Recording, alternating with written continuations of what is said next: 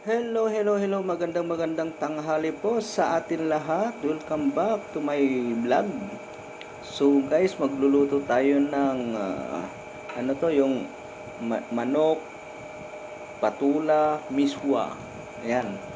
Maganda ngayon. Yan kasi tag-init po guys. Maganda ito. So babalatan natin yung patula gamit ang peeler. Ayan, maganda yung peeler natin guys. Kasi agod-agod ko na lang, atras abanti ang paghagod mo yan, napakabilis. Ayan oh, para kang naglalaro. Ayun, yun oh. Oh, di ba? Tapos agad. So, i-slice din natin ang maliliit yung manok. Ayun. Slice natin. Ito guys, yung breast ng manok, i-slice po natin. Ito yung pangsaog po natin sa patula sa kamiswa. So, tamang-tama ngayon guys dahil napakainit ng panahon. So, shout out sa mga nasa labas ng bahay, napakainit. Mag-ingat po tayo dahil grabe. Kung ilang ano to, hanggang kailan tong init na to. Ayan guys.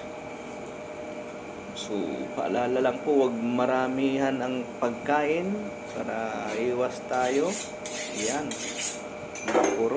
Mapurol yung kutsilyo natin, kaya hinagod-hagod natin sa asahan na ano, kasama niyang kutsilyo. Ayan guys, slice natin na ganito para madaling maluto. Ayan, okay. Ayan. Slice din natin yung patula. Excuse me. Ayan. Magasan natin ang aking knife. Ito. Slice natin. Ganito. Shout out sa mga mahilig ng gulay na ganito. Patula. So, mabuhay ka. Kung nagluto ka o nag-uulam ka ng ganito, patula. Slice natin ng pabilog. Ayan. Na-miss ko ito na guys. Matagal na hindi na ako nag-ulam. 2,000 years. So,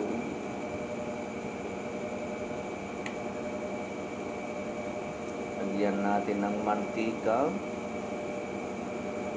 Painitin natin guys para panggisa natin. Igisa natin tong manok. Yung taba muna ng manok ang ilalagay natin dito para hanggang mag-brown. Masarap to guys pag nag-brown na yung balat. Para may chicharon. Ayan na guys, brown na. Lagay natin yung laman. Pag nag-iba ng kulay, hindi natin lalagay yung mga ricado.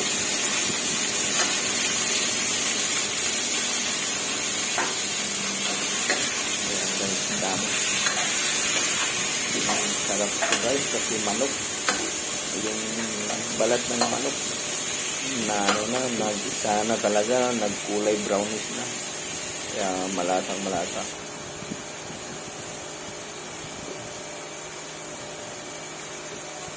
Igayan natin ng paminta, tapos halo-haloin natin na ganito. Ayan. Diba ang sarap to sa mga nakaranas na to. Ayun o. Instead na giniling na baboy, no? So ito, in-slice na chicken boots. Okay. Lagyan natin yung bawang. Okay. Antayin natin mag-brown yung bawang bago natin ilagay yung sibuyas na pula. Okay. Natin yung sibuyas nito dahil nagba-brown na yung bawang. Sibuyas na pula, guys. Okay,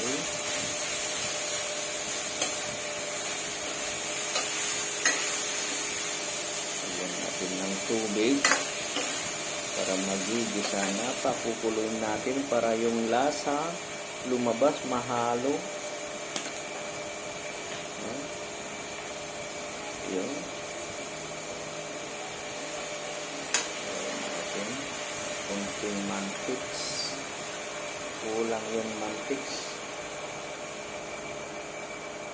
Yung patis. Patisan natin para may lasa, guys. Ayun. So, itry nyo guys magluto ng patula, miswa, chicken breast. Huwag muna tayong magbaboy dahil napakainit ng panahon. Yung manok muna, tinanggalan ko ng taba. Yun ang ginisa ko muna, pinalabas ko yung taba. Yun ang pinagluto ko para mas malasang malasa. Ito guys, lagyan natin ng mainit na tubig para mas mabilis kapag kulo. Ayan. Hintay lang natin kunting minuto para maluto na guys. At natatakam na rin ako. Nagugutom na rin. Ayan. Ayan guys. Napakasarap to guys. So, itry nyo po. Tamang-tama ngayon dahil mainit ng panahon. Ito, mababa lang yung cholesterol. Ayan, lagay natin yung patulats. Ayun, oh. Ano kaya English nito? Patula. Ayan, oh.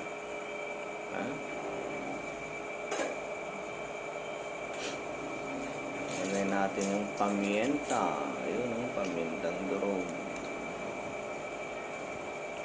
Masarap, malasa, malinamnam.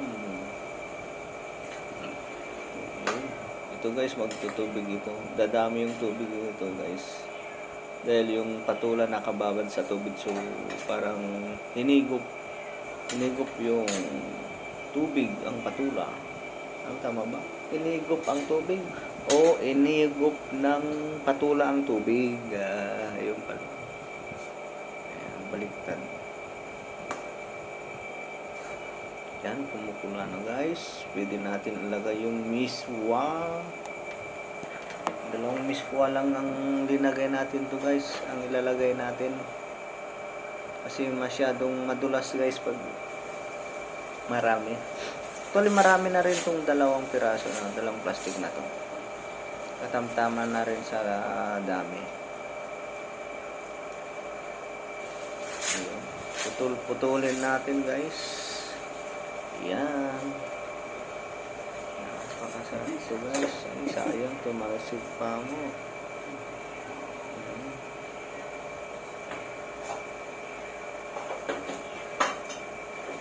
Na-blurred na yung paningin ko guys sa puyat. Ayan o. Saan? Kain na. Ayan. Dami na guys. Nagutom ako bigla guys.